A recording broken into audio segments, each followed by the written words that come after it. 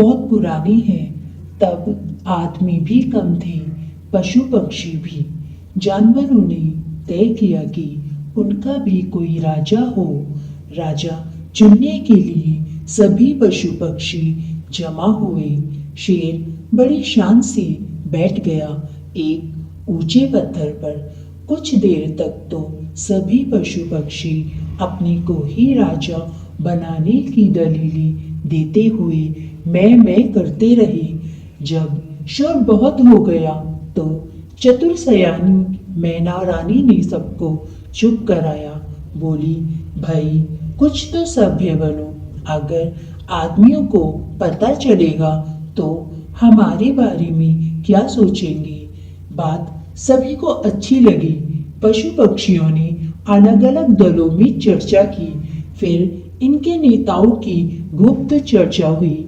कुल मिलाकर यही बात सामने आई कि अगर बहुत से नामों के प्रस्ताव किए जाएंगे तो पक्का नहीं कि अपना उम्मीदवार जीते, इसलिए कम से कम नाम हो तो अच्छा।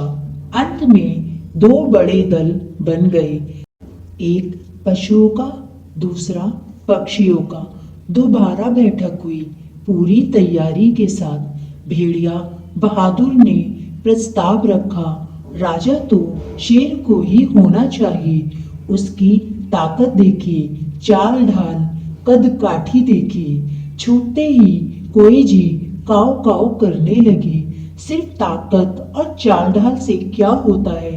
अपनी बाज की उड़ान देखिए, नजर देखिए, पंजे देखिए। मैं तो पशु पक्षियों की आन बान और शान के नाम पर बाज को राजा बनाने का प्रस्ताव रखता हूँ। शोर शराबा होने लगा। दोनों पक्षों की संख्या करीब करीब बराबर थी। कोई भी समझौते में झुकने के लिए तैयार नहीं था। कुछ ही देर में गर्मा गर्मी और फिर मारपीट होने लगी। शुरू में पशुओं ने मैदान मार लिया। भारी भरकम हाथियों ने कई पक्षियों को कुचल डाला। बंदरों ने घोंसले और अंडे बच्चों को भी नहीं बख्शा। आखिर बाज ने पक्षियों की बैठक बुलाई। उसने जोश में भरकर कहा, भाइयों और बहनों, यह आर पार की लड़ाई है। अगर हार गए तो आसमान में उड़ने वाले पंछी हमेशा के लिए जानवरों के गुलाम बन जाएंगे। पक्षी उत्साह से भर उठे। बाज का भाषण था ही जानदार। अब की बार पक्षियों के पंजों और चोंचों की मार झेलने की बारी पशुओं की थी। कईयों की तो आंखें ही फूट गईं। कुछ अंधे होकर चट्टानों से लुढ़के तो उनका पता ही नहीं चला। कुल मिलाकर कभी किसी का पलड़ा भारी हो जाता, कभी किसी का। लड़ाई का कोई नतीजा नहीं निकला। भारी खून खराबा हुआ, लेकिन इस लड़ाई में जिनको एक खरोच तक नहीं आई वे थे चमगादड़। चमगादड़ों ने अपनी शारीरिक विशेषताओं का खासी धूर्तता से इस्तेमाल किया। पशुओं की तरह वे अपने बच्चों को दूध पिलाते थे और पक्षियों की तरह उड़ने के लिए पंख भी थे। बस इन खूबियों का उन्होंने फायदा उठाया। धोखाधड़ी, चापलूसी और चुगलखोरों का छौंक लगाया और खून खराबे से बच गए। कैसे? जब लड़ाई में पशुओं का पलड़ा भारी होता तो चमगादड़ उनके सेनापतियों की चापलूसी में लग जाते। आखिर हम माँ का दूध पीते हैं, ये अंडों से निकलते ही चूचू करने वाले हमारा क्या बिगाड़ लेंगे। और जब पक्षियों की जीत होने लगती तो चमगादड़ बाज और उसके सलाहकारों के पास पहुंच जाते। कहते, आपको राज की बात बताएं, जानवरों के हाल बेहाल हैं, बस अब घुटने टेकने ही वाले हैं। आखिर ये धूल मिट्टी में लौटने वाले हम आसमान की ऊंचाइयां छूने वालों का क्या मुकाबला करेंगे। इस तरह चमगादड़ लड़ाई के पूरे दौर में लड़ाई से बचते हुए मौज करते रहे।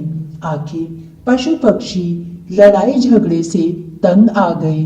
कोई भी पक्ष जीतता नजर नहीं आ रहा था। दोनों तरफ के बुजुर्गों ने बातचीत की, तय किया कि लड़ाई खत्म करें, समस्या को सुलझाएं।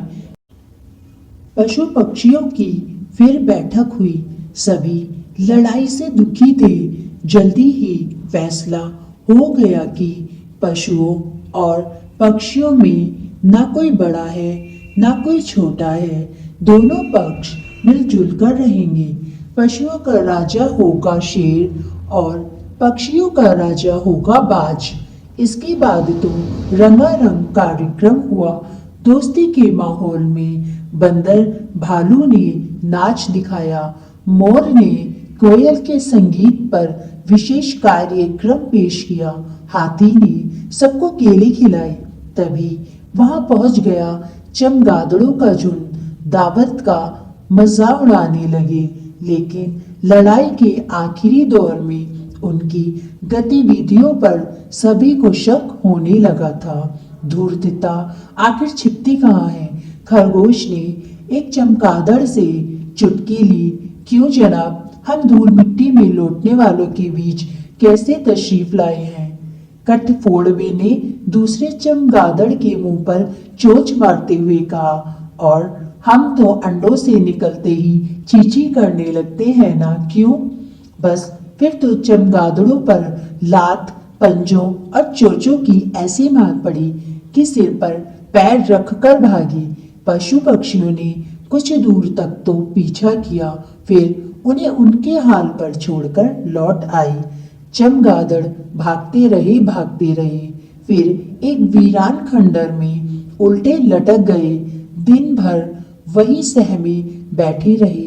रात में जब पेट में चूहे कूदने लगे तो भोजन की तलाश में निकले। तब से यही चमगादड़ों की दिनचर्या बन गई। दिन भर वीरान जगहों में दुबक कर उल्टे लटके रहना, रात में अपने खाने पीने का जुगाड़ करना।